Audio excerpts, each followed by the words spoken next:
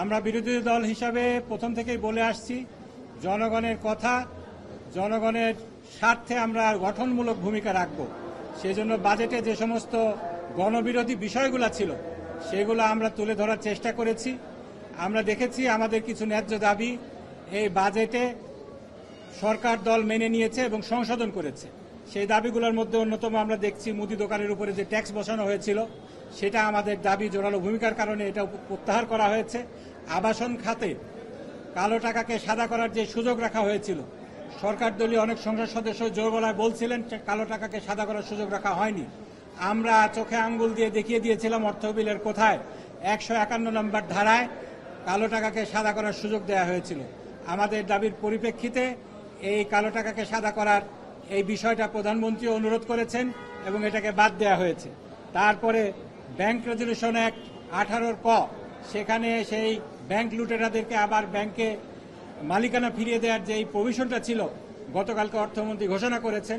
এই বিষয়ে আমরা সংসদ থেকে ওয়াকআউটও করেছিলাম যে এই বিষয়টা ওই বিতর্কিত প্রভিশনটাকে বাদ দেওয়া হবে। এর বাইরে সার্কেল পার্টস এটাকে আমদানির ক্ষেত্রে যেই অতিরিক্ত মূসক ধরা হয়েছে এই ব্যাপারে আমরা রিকোয়েস্ট করেছিলাম, প্রধানমন্ত্রী কথা দিয়েছিলেন, গতকালকে অর্থমন্ত্রী ঘোষণা দিয়েছেন এই বিষয়টা দেখা হবে। এবং করমুক্ত আয়ের সীমা আমাদের দাবির পরিপ্রেক্ষিতে 4 লাখ করা হয়েছে।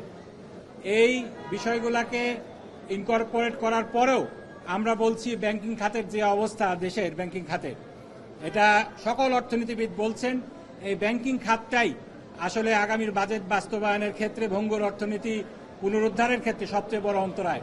আমরা বলেছিলাম সংসদে সরকার এখন টাকা ছাপিয়ে ব্যাংকগুলোকে লোন দিচ্ছে, সুতরাং এই ব্যাংকগুলো থেকে কিভাবে 1,12,000 কোটি টাকা লোন দেবে। এই অবাস্তব পরিকল্পনা, অস্বচ্ছতা এবং অপরিকল্পিত যেই বিষয়গুলো রয়েছে এইগুলার কারণে আমরা এই অর্থ বিলে আমরা না ভোট দিয়েছি। আমরা আমাদের এই জনগণের কনসার্নগুলোকে যাতে করে ভবিষ্যতে দেখা হয় এই জন্য সরকারের কাছে জোর দাবি জানাচ্ছি।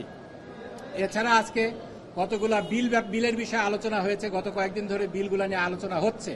এই বিষয়ে আমরা বারবার বলে এসেছি এই বিলগুলা যেহেতু জনস্বার্থ সংশ্লিষ্ট, এই বিলগুলা নিয়ে যাতে করে ভালোভাবে আলোচনা হতে হয় সেজন্য এর কাগজপত্র আগে থেকে দেওয়া হোক। কিন্তু আমরা দেখছি বিলের কাগজপত্র দিনে দিনে দেওয়াটা একটা রেওয়াজে পরিণত হয়েছে। কিন্তু এই কার্যপ্রণালী বিধিতে বলা হয়েছে 3 দিন আগে কাগজপত্র দিতে হবে। স্পিকারের সেক্ষেত্রে এখতিয়ার রয়েছে 3 দিনের বিষয়টা 1 দিন করে দিতে পারেন, কিন্তু এই একদিনে দিনে দিনে কাগজ দেওয়াটা রেওয়াজে পরিণত হোক এটা আমরা চাই না। আজকে জুয়া প্রতিরোধের ক্ষেত্রে যে নতুন আইনটি আছে, পুরানো আইন 1867 সালের আইনটা, এটাকে যুগোপযোগী করে 2026 আইন পাশ হয়েছে। এই আইনটাকে আমরা সাধুবাদ জানিয়েছি, সর্বসম্মতিক্রমে এই আইনটাকে আমরা পাশ করেছি। আমরা মনে করি এটা অত্যন্ত যুগোপযোগী আইন, কিন্তু এক্ষেত্রে কিছু কনসার্ন রয়ে গিয়েছে। এক্ষেত্রে পুলিশকে যেভাবে ক্ষমতা দেওয়া হয়েছে আদালতের অনুমতি ছাড়া এই যে কোনো কম্পিউটার জব্দ করার ক্ষেত্রে, বিভিন্ন সার্ভার জব্দ করার ক্ষেত্রে আমরা বলেছিলাম এক্ষেত্রে সিআরপিসি সুনির্দিষ্ট ধারা রয়েছে 253 ধারা, সেখানে বলা হয়েছে পুলিশ তদন্তের স্বার্থে এই কাজটা করতে পারে, কিন্তু অনতিবিলম্বে ম্যাজিস্ট্রেটকে এই ব্যাপারে ইনফর্ম করতে হবে, ম্যাজিস্ট্রেটের অনুমতি নিতে হবে। সিমিলার প্রভিশন আমরা বলেছিলাম এই জুয়া প্রতিরোধ আইনে রাখা হোক। আমাদের কথা এই সরকার দলীয় সদস্যগণ যেটা বলেছেন, বিশেষ করে স্বরাষ্ট্রমন্ত্রী, এটা যেহেতু তাড়াহুড়া করে আইনটা আনা হয়েছে সকল কিছু ইনকর্পোরেট করা সম্ভব হয় নাই, ওনারা ভবিষ্যতে বিষয়টা দেখবেন। এছাড়া বাংলাদেশ মেডিকেল বিল আইন, এটার ব্যাপারে এটাও সংসদে উত্থাপন করা হয়েছে। এটা একটা মেজর বিল, এটা গতকালকে বিশেষ কমিটিতে পাঠানো হয়েছে। এই বিষয়ে আমাদের যেটা বক্তব্য ছিল, এই আইনে যে প্রভিশনের কথা বলা হচ্ছে, আমাদের দেশের বিশ্ববিদ্যালয়গুলা সকলগুলায় অলাভজনক, এক্ষেত্রে এটা নিয়ে ব্যবসা করা যায় না। এক্ষেত্রে কমার্শিয়ালাইজেশনের যে প্রপোজালটা নিয়ে আসা হয়েছে এটা জাতীয় জনগুরুত্বপূর্ণ, এটা নিয়ে এত তাড়াহুড়া করার কিছু নেই। এটাকে সময় নিয়ে, এটা বিশেষজ্ঞদেরকে দিয়ে আরও এটাকে পর্যালোচনা করে তারপরে এই বিলটা আনতে হবে। এই সকল বিষয় নিয়ে, বাজেটের বিষয় নিয়ে আগামীকালকে আমাদের মাননীয় বিরোধী দলের নেতা সাংবাদিকদের সাথে 12টার সময় মত বিনিময় করবেন। আপনারা সবাই থাকবেন ইনশাআল্লাহ, বিস্তারিত এই বিষয়ে কথা হবে। এটা এই বাজেটটা অপরিকল্পিত, অস্বচ্ছ এবং অবাস্তবায়নযোগ্য। আমরা স্টিল মনে করি আমাদের কিছু প্রস্তাবনা এখানে গণবিরোধী যে সমস্ত বিষয় ছিল এগুলো বাতিল করার প্রস্তাবনা সরকার গ্রহণ করেছে, কিন্তু ওই বাস্তবায়নের ক্ষেত্রে, পরিকল্পনার ক্ষেত্রে এবং স্বচ্ছতার ক্ষেত্রে কিছু কিছু বিষয় রয়ে গিয়েছে। এই বিষয়গুলো আমরা সংসদে তুলে ধরেছি। আমরা এই জন্য এই বিষয়গুলো রয়ে যাওয়ার কারণে আমরা না ভোট দিয়েছি। না, সাধুবাদ ৩-৪টা, কিন্তু এটা আপনাকে যে বিশাল ঘাটতি বাজেট দেয়া হলো, এটা বাস্তবায়নের ক্ষেত্রে সবাই বলছেন ব্যাংকিং খাত অত্যন্ত ভঙ্গুর। ৯,০০০ কোটি টাকা, ১০,০০০ কোটি টাকা ছাপানো হয়, কিভাবে লোন দেবেন? কোনো সন্তোষজনক জবাব কিন্তু পাইনি। বলা হচ্ছে ৭.৫%-এ আপনারা মুদ্রাস্ফীতি নামিয়ে আনবেন। এরকম টাকা ছাপিয়ে যদি আপনারা ব্যাংক লোন দেন, নিজেরা লোন দেন, 12% সুদে নিচ্ছেন, আপনার বেসরকারি যে সমস্ত বিজনেস সেক্টরগুলো রয়েছে তারা সম্পূর্ণরূপে এই ব্যাংক লোনের উপর নির্ভরশীল।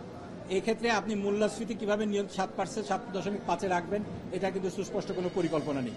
এই জন্য আমরা বলছি কিছু কিছু বিষয়ে আপনি 4-5টা সংখ্যায় গুনলে মনে হচ্ছে অনেক বেশি, 5টা বিষয়ের কথা আমি উল্লেখ করেছি, কিন্তু ওভারঅল বাজেটের বিষয়টা যদি দেখেন, মঞ্জুরি দাবিদের ক্ষেত্রে আমরা আগে বলেছি, সম্পূরক যে বাজেট পাস হয়েছে সেখানেও আমরা বলেছি, বাজেটের মূল আলোচনাও বলেছি যে মেজর বিষয়গুলো সেইগুলোকে এখানে অ্যাড্রেস করা হয়নি। এক্ষেত্রে আমাদের যে বিষয় এই আপত্তিটা রয়েছে, আপনার একটা ফর্মালিটিস আমরা বলি যে ছাঁটাই করতে হবে। বাজেটের টাকা 2,800 সামথিং টাকা, 1,800 সামথিং টাকা বরাদ্দ রাখা হয়েছে, টাকা রেভিনিউ আসে। এক্ষেত্রে আমরা বলেছি জুলাইয়ের চার্টার যদি আমরা বাস্তবায়ন করতে যাই এই বছর, প্রত্যেকটা জেলা শহর এই রিপোর্টগুলো আপনি করবেন, অনেক টাকা লাগবে। বিচার বিভাগের দুরবস্থার কথা বলে শেষ করা যাবে না, এখানে লজিস্টিক সাপোর্টের মামলা পেন্ডিং রয়েছে। আমরা বলেছি সারা দুনিয়ায় যে এই জুডিশিয়ারিগুলো রয়েছে, 2 বছর লক্ষ লক্ষ কোটি টাকা নষ্ট হচ্ছে শুধুমাত্র পেপারের পিছনে। এই গোটা জিনিসটা যদি চিন্তা করেন, এইগুলাকে মিট আপ করার জন্য বাজেট রাখা হয়েছে আপনার যে রেভিনিউ আসে বিচার বিভাগ থেকে তার 11 ভাগের 1 ভাগ। সেক্ষেত্রে আমরা বলেছি এটা অপ্রতুল, কিন্তু এটাকে আমরা ছাঁটাই প্রস্তাব বলেন, মঞ্জুরি প্রস্তাবের বিপক্ষে কোনো প্রস্তাব বলেন, কার্যপ্রণালী বিধিতে এটা আনার কোনো সুযোগ নেই। এটা অনেকটা দেখা যাচ্ছে সেরিমোনিয়াল ওয়েতে আনতে হয়। এজন্য বিরোধী দলের নেতা বলেছেন যেহেতু এটা একেবারে দেখা যাচ্ছে রিপিটেশন হচ্ছে, ওর সরকার দলীয় পক্ষ বলছে এত বরাদ্দ দেওয়া হোক, আমরা বলছি যে এটা প্রতীকী ছাঁটাই করা হোক। সুতরাং এই ফর্মালিটিসের জন্য সংসদের মূল্যবান সময় নষ্ট না করে আমরা আলোচনা না করলাম, সরাসরি ভোটে দিয়ে যাই, এটাই বলে যান। আর আমাদের কোনো প্রস্তাব তো তারা মানছে না, সেক্ষেত্রে সংসদের সময়টা, মূল্যবান সময় নষ্ট করার কি যৌক্তিকতা থাকতে পারে? সেক্ষেত্রে আমরা বলেছি এই জন্য ছাঁটাই প্রস্তাবগুলোর বিষয়টা একটু শর্টকাট করে যেন তাড়াতাড়ি প্রসিডিউরাল প্রসেসটা শেষ করা হয় বলে এসেছি। ওনারা সংবিধান সংশোধনের কথা বলছেন, এটা সংবিধান সংশোধন করে জুলাইয়ের প্রস্তাবগুলো বাস্তবায়ন করা যাবে না। জুলাই প্রস্তাবের যে বিষয়গুলো আছে এইগুলা করতে হলে সংবিধান সংশোধন করতে হবে। এছাড়া সংবিধান সংশোধন ছাড়াও আপনার অনেক বিষয়ে সংশোধন করতে হবে। উদাহরণস্বরূপ বলি, এখানে জুলাই চার্টারে বলা হয়েছে, গণভোটের ইয়েতেও বলা হয়েছে যে বিরোধী দলকে 10টার অধিক আপনার স্থায়ী কমিটির সভাপতির পদ দেয়া হবে, কিন্তু এই বিষয়টা তো সংবিধানের সংশোধনের কিছু বিষয় নেই, এটা আছে হলো আপনার কার্যপ্রণালী বিধি সংশোধনের বিষয়। এই কারণে আমরা বলছি একটা সংস্কার কমিটি করতে হবে, সকল বিষয়কে সংস্কার করে একটা বিল হিসাবে নিয়ে আসা কিংবা এটার একটা প্রক্রিয়াকে শুরু করার জন্য আমাদের প্রস্তাব ছিল সরকারি দলের 5 জন, বিরোধী দলের 5 জনকে নিয়ে একটা সংস্কার কমিটি করা হবে। এই ব্যাপারে সরকার এখনো পর্যন্ত ইতিবাচক কোনো সাড়া দেননি। আমরাও এই জন্য আমরা ওই সংবিধান সংশোধনের যে প্রস্তাব ওনারা দিয়েছেন সেক্ষেত্রে আমরা বলেছি এটাতে কোনো লাভ হবে না, সুতরাং এখানে আমরা যাব না। বাজেটের ব্যাপারে বলছেন, বাজেটে জুলাই নিয়ে কোনো বাজেট নাই, শুধু দেওয়া ছাড়া, কি বলে এটাকে, অনুদান দেওয়া ছাড়া, যারা নিহত হয়েছেন, যারা আহত হয়েছেন, পঙ্গু হয়েছেন, তাদেরকে কিছু ভাতা দেওয়া ছাড়া জুলাই বাস্তবায়ন নিয়ে আর কোনো বাজেট নাই, এই বাজেটে বরাদ্দ নাই।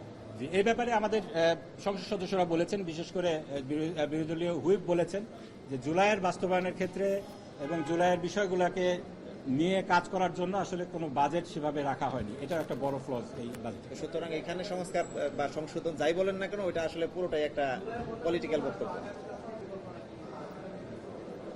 সংসদের প্রথম দিন থেকে আমরা জুলাইয়ের বিষয়ে আমরা বলছি, মাননীয় বিরোধী দলের নেতা ওনার বাজেট বক্তৃতা অনেকবার বলেছেন। ইনশাল্লাহ কালকে যেহেতু 1 জুলাই, এই দিন যেহেতু সিগনিফিকেন্ট একটা দিন, জুলাইয়ের বিপ্লব হয়েছে আমাদের 24-এ, মাননীয় বিরোধী দলের নেতা আপনাদের সাথে মত বিনিময় করবেন, সেখানে আরো বিস্তারিত তুলে ধরবেন।